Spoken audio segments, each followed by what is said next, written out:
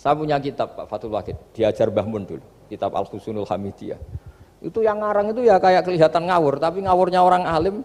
Jadi di situ ada gambar, gambarnya itu nggak jelas. Mungkin pengarangnya juga nggak bisa gambar kayaknya. Wah bulat, benang bulat ada, gambar gunung ada, gambar yang tambah ngawur ya banyak sekali. Gambarnya itu nggak ada yang jelas.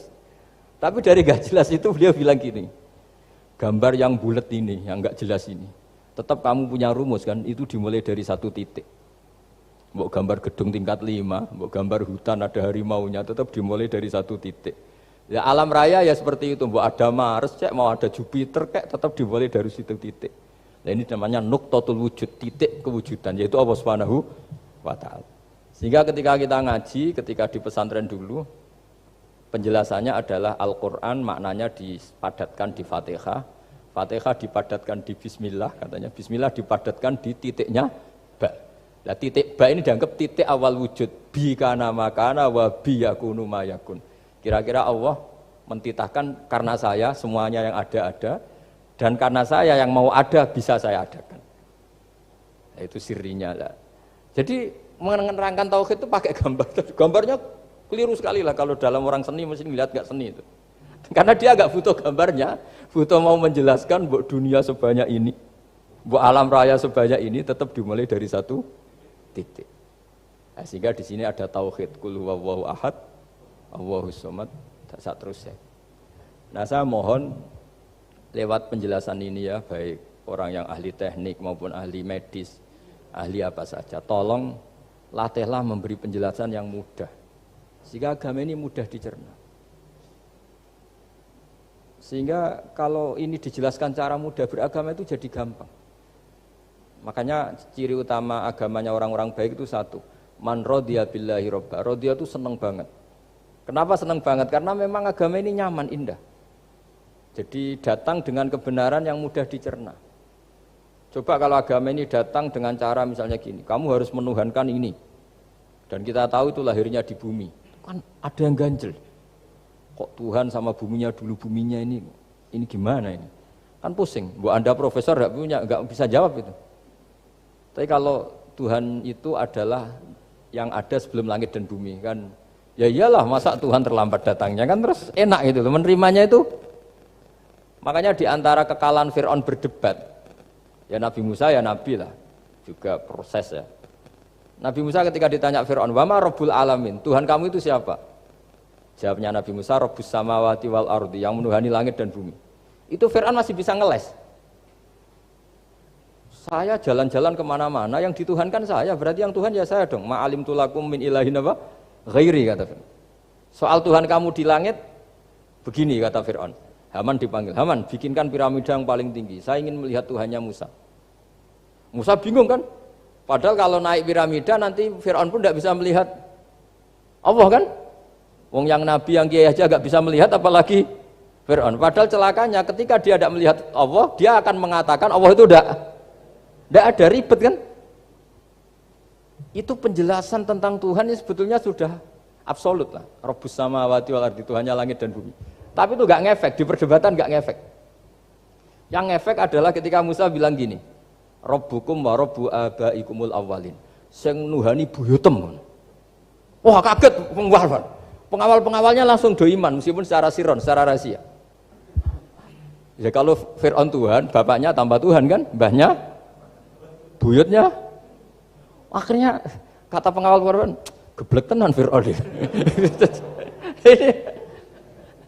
Artinya apa? Kadang argumentasi yang sudah benar, yaitu Tuhannya langit dan bumi kan ya benar lah.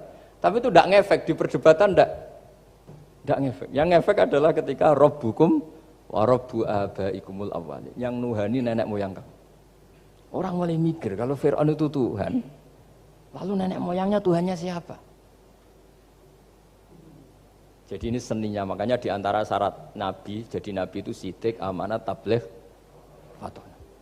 Fatona itu ada kecerdasan. Dulu Nabi ya sering dibully, jangan kira Nabi itu enggak sering dibully, sering juga Pak Rektor. Jadi ada unta itu kena kudis. Kudis itu ya jenis penyakit menular lah.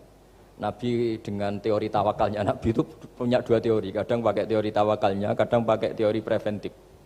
Makanya Nabi pernah ngendikan kalau ada penyakit menular di situ, kamu jangan di situ. Itu pakai teori preventif. Tapi kadang Nabi pakai teori tawakal. Nabi menghentikan la adwa wala tiaratan. Tidak ada penyakit menular.